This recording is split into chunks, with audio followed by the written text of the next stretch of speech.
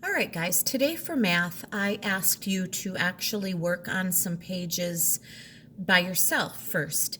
And so I'm going to go over those pages now with you so that you can check to see if you were correct or if you were stuck on something, then I'm here to help you with that. So right now I have page 193 from your math journal up on my screen, and I'm just leaving that in my book because we're not doing the back today. So this first box should have gone easily for you. Shade 7/10 of the hats. I would always look at that bottom number 10. There should be 10 hats here, most likely. So I would count them. 1, 2, 3, 4, 5, 6, 7, 8, 9, 10. There are. So if I'm going to shade 7 out of 10, you could quickly, and if you want to take more time and color them beautifully, that's great. 1, 2, 3, 4, 5, 6, and 7, as long as you shaded or colored or marked 7 out of those 10, you have shaded 7/10. 3/10, 3 out of 10 are not shaded. Using the bar graph on box number 2, I'm not sure if you remember what maximum means, but maximum is looking for the biggest number. Minimum is looking for the smallest, and then range is maximum take away minimum. So does that sound familiar to you? I always want to stop and look at what we're looking at. The information here says laps swum. That's the past tense, I guess, for they went swimming. Max swam 5 laps. Colin swam 3 laps. And Miles swam 6 laps. So the maximum number of laps wouldn't be a person's name. It's asking for a number. So we can see that Miles swam the most, but we're not going to write the name Miles. We're going to write how many laps he swam, and that would be 6. The minimum number of laps would be the number 3. Colin swam 3 laps. Range is 6 minus 3, maximum take away minimum. So that would mean the range of laps is 3 laps. The laps they swam ranged from 3 all the way up to 6. All right, moving on to number 3. Suppose you like pizza. Of course, don't we all? I think everybody does. And you're very hungry. Would you rather have 4/5 of a pizza or 8/10 of a pizza? So even if you're not crazy about pizza, and even if you are not crazy hungry, please pretend that you are for this one. In other words, which fraction is more? Which is going to give you more? 4/5 of a pizza or 8/10? Now, when I look at those numbers, 8 out of 10 to me sounds like more, doesn't it? I want 8 out of 10 slices. It just sounds like more. But I would be guessing if I wrote that down. And it says I need to have a reason why. So as I was thinking about this problem today, I decided to draw a picture. You guys know that I like to draw pictures when I solve problems. So I did this ahead of time. And I took 2 of the same shape. Now I could have drawn a round pizza, but just for the sake of what we're doing, it's easier to draw a rectangle. So I drew 2 identical rectangles, kind of like the number strips that we did with our fractions yesterday. I divided the first one into 1, 2, 3, 4, 5 pieces. So if this was the pizza and I had 4/5 of it, I would eat 4 out of those 5 slices. Oh, my pen's going to get kind of crazy. There we go. I know it's not neat, but you guys get the idea. That is 4/5. Then I divided the second shape, the same size, into 10 slices. If I ate 8 out of 10, that would be 1, 2, 3, 4, 5, 6, 7, 8. Wait a minute. Do you see what I see? 4/5 is actually the same amount of pizza as 8/10 would be. So guess what?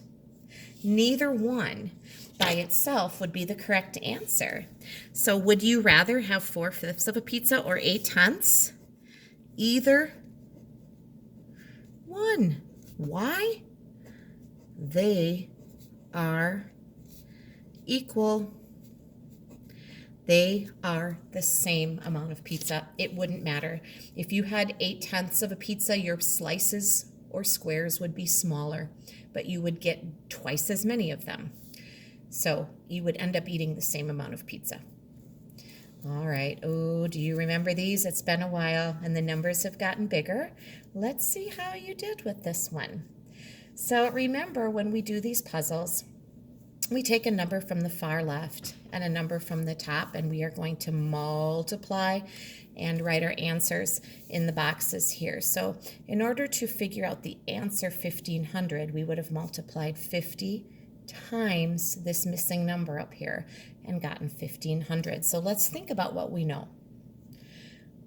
I see a 5 and I see a 15. Thinking about the multiplication facts that we've learned, 5 times something is 15. 5 times 3 is 15. Now, there's a 50 here, though, not a 5. Would 50 times 3 be 1500? Too many zeros down here.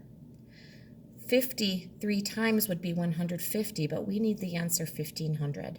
So I hope that you were able to add another 0 there and say, look at that, 5 times 3 is 15, and then this 0 and this 0 put down here would be 1500.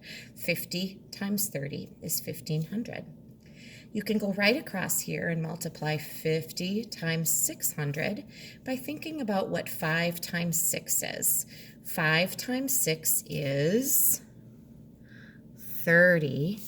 And then we have a 0 here and 2 more here, which would mean we need to add 1, 2, 3 more zeros. And we end up with the answer 30,000. That's a big number. 650 times, or 50 600 times. That number is pretty big. All right, I don't think we can do this one yet, but I think we have enough information to figure out what should go here, which will help us finish that one. 600 times something is 42. Again, thinking about your multiplication facts, 6 times something is 42. My favorite multiplication fact, do you remember what it is? 6 times 7 is 42. But I see 3 zeros here, and I only see 2 here. How do we get that third 0? That's right. We have to make this a 70. 70 times 600 would give us 42,000. Now we can back up here and do 70 times 30. 7 times 3 is 21 with a 0 and another 0 for 2,100. I hope that kind of fell into place for you. I know it's been a while, and that's a little tricky. All right, box number 5, true or false. There is an equal chance of taking a B or an R block out of the bag. Equal chance. Well, let's check out what's in the bag. R must stand for red. B must stand for, well, blue, I suppose. How many R's do we see? 1, 2, 3, 4. How many B's do we see? 1, 2, 3, 4. Is there an equal chance? True or false? That would be true, wouldn't it? Indeed, the same number of both, you'd have an equal chance. Number 6, how much do 7 packs of pencils cost if each pack costs 80 cents? We have to fill in the information they give us and then figure out that cost and all. Do we know how many packs of pencils? How much do 7 packs of pencils cost? We do. There are 7 packs. The cost per pack, each pack costs 80 cents. And the cost in all is what we're trying to learn or figure out. So I'm putting my question mark there. Now the number model would be a multiplication problem. You are taking 80 cents 7 times. Now it gets a little tricky with this decimal point and the 0 in there. So I want you to ignore that for just a minute. And I want you to ask yourself, what would 80 times 7 be? I know that 8 times 7 is 56. Now, does that mean the answer is $56? That doesn't make sense, does it? No. I also know that there's a 0 here that we didn't put in our answer. So if we put that in there, now we're at $560. Does that make sense? No, that still doesn't make sense. We can't forget that there is a decimal point here. This wasn't $80, this was 80 cents. So we're going to put that decimal point in this answer. And in this number, it's back 1 space, 2 spaces. If we do that here, if we start at the end of the number and go back 1, 2 spots, we get the answer $5.60. Now that makes sense. Remember, we always want to stop and say, does our answer make sense? If we bought 7 packs of pencils and each one is a little less than $1, you know, if each pack was $1, 7 times $1 would be $7. These are a little cheaper. So would it make sense that it's less than $7? Absolutely. Thank you.